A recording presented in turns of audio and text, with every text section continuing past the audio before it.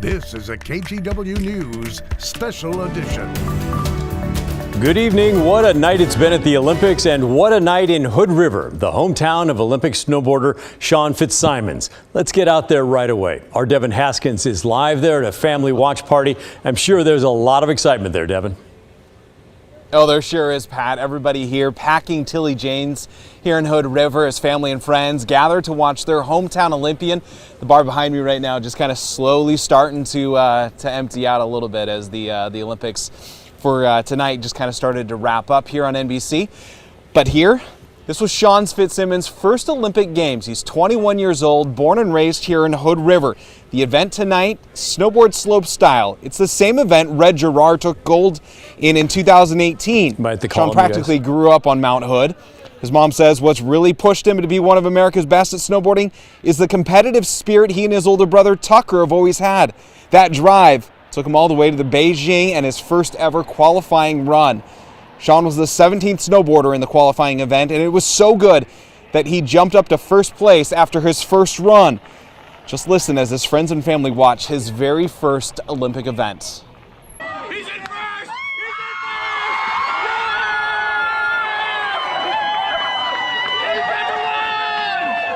What was that like to watch your son in his first Olympics? Amazing. Yeah. Joyful. Yeah, super exciting. You always hope that he lands a run. That's really the goal with every competition. It's just land a run. To see him land a run that well, it makes it that much greater. Like, it's fantastic. Really, if he lands a run, I feel like it's a success. And obviously, he landed a run. So We just want him to be happy with what he puts down. And he's happy with it. Yeah. Obviously very happy, and actually a fun moment right after that. He FaceTimed with them and said hi. Just love seeing the crowd out here. Now, if you don't want to know how he did, in the whole qualifying event, because they get 2 runs, and the top 12 go on. Maybe turn down the volume a little bit. I'll wave, after I'm done or whatever. But anyways, he qualified. So coming up tomorrow, he will compete for a gold medal, or at least a medal at that point. And then he's not done yet. He actually has another event, Big Air, comes up next week as well. So he's got 2 more events. He's got the qualifying event tomorrow. He's got another one on Monday. For now, we're live in Hood River. Pat, let's send it back to you. Great time out here tonight. I believe it, Devin. Thanks. No matter what happens tomorrow, he's already proved he's one of the best in the world at what he does. Congrats to everybody. He's an Olympian. That's the best thing he can say. Yep, you betcha.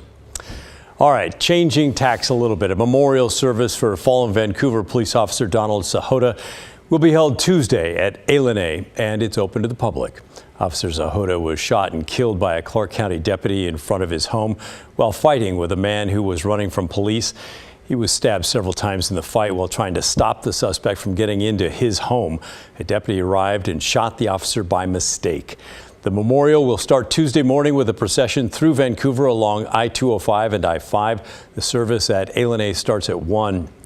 You will need to prove that you're fully vaccinated if you want to get in or bring a negative COVID test. But kids 11 and under do not need to show either of those to attend. Face masks will be required. Police have identified the man shot and killed last night in Portland's Argay Terrace neighborhood. Corey Eady was 44 years old and the city's 11th homicide victim this year. Officers were called to Northeast 131st and Prescott about 2 this morning. When they got there, they found Eady hurt but still alive.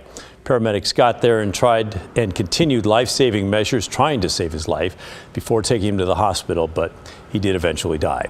No arrests have been made. Police are asking anyone with information to contact them. And a warning tonight from Washington County. Deputies say a man tried to lure a child into his car with candy in rural Washington County. It happened yesterday afternoon when the 11-year-old was walking from a school bus stop near Northwest Meacham and Murtaugh Roads. The child did not get in the car and ran to safety. Deputies say the man was driving a newer model, bright blue BMW sedan like the one there on your screen. He also had a passenger in the car. They think this could be related to a similar incident that happened in Forest Grove last Monday. And police are asking anyone with information to call the Washington County Sheriff's Office. In the meantime, deputies are beefing up patrols in the area before and after school. A violent crash early this morning in northeast Portland with a car slamming into the Capitol Bar. Police tell us it's the result of a two-car crash. The Capitol Bar is a popular cocktail spot on Northeast 15th and Broadway, and it happens to be in my neighborhood. I drove by this morning.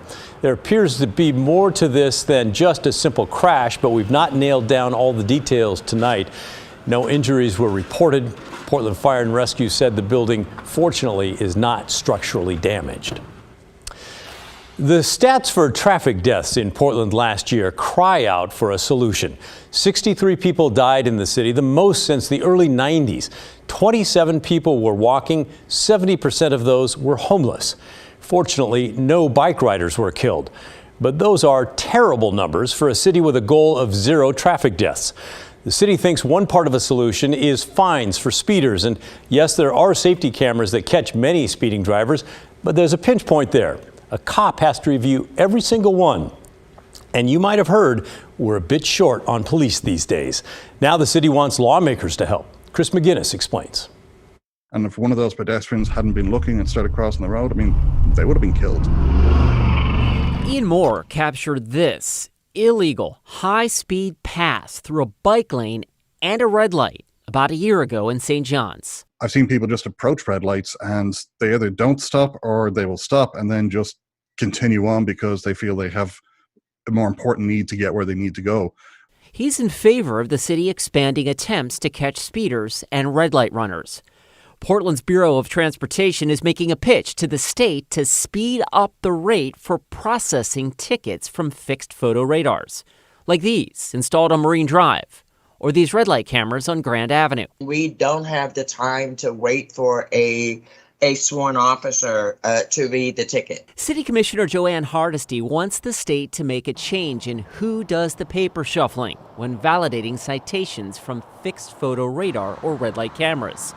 Right now, state law says the job can only be done by a trained, sworn police officer. But they're sitting behind a computer checking the photos for accuracy. Portland police are dealing with historic shortages in staff, so this desk job often means overtime. The House bill, supported by State Representative Jeff Reardon, allows trained city employees to authenticate the tickets. There are 9 Portland intersections monitored by red light cameras and 8 with fixed photo radar. Almost half of these tickets are ultimately invalidated or dismissed. Still, the city plans to add more cameras because of the net result. Traffic cameras save lives. So relieving the bottleneck in mailing citations and freeing up police resources is viewed as a win by many. I just feel that if people can't take responsibility to drive safely, then it needs to be kind of pushed upon them. And I think getting tickets from speeding or going through red lights, that's going to be a sting that they will eventually start paying attention to. In 2020, the city issued more than 38,000 citations from fixed-speed safety cameras. The state keeps 70% of the fine revenue for their criminal fine account. The remainder goes to the city for operating and maintaining those cameras.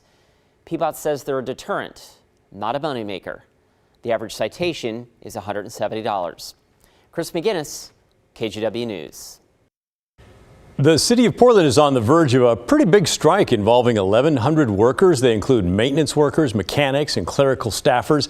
And we learned today the city sweetened its offer in an attempt to keep them off the picket lines, but the union leadership is apparently not impressed.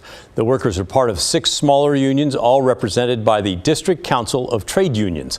The Oregonian newspaper reports the median salary of those workers is $73,000 a year. The paper said a city offer in late January included a 1.6% cost of living adjustment retroactive to last July, along with a 5% increase beginning next fiscal year and a one-time bonus of $3,000. The Oregonian reports that 86% of the union membership rejected that offer. The District Council of Trade Unions tells us they've been negotiating with the city for the past 2 years. Workers rejected all the city offers so far and authorized that strike, which could begin Thursday. We learned today the union leadership rejected the city's most recent offer, but said they will send it to the members before the strike begins Thursday because there were some improvements. Workers were encouraged by the people who came out today to support them. What I take away from it is that Portland really is a union town. We value each other's labor, and there are hundreds of people that will stand up and fight for people that they don't know. The workers will vote Wednesday night on the new contract. If it is rejected, they say they're going to start the strike Thursday morning at 9 a.m. Oregon's 211 information line, which was criticized for being closed during part of the deadly heat wave, is making some changes now. It's adding a new emergency management role to help bridge gaps in their system. During the heat wave in June, people could call 211 to get information about cooling centers. But the info line was closed on one of those record hot days and missed about 750 calls. Since then, 211 started operating 24/7. And now they're working to streamline their services with a new statewide emergency manager. We are seeing increased need across the board, better preparing internal operations to be more responsive and more quickly responsive. She says that means establishing stronger connections with other agencies and community partners so they can respond on short notice. 211 has also tripled its staff between the start of the pandemic and last summer, and they're still hiring.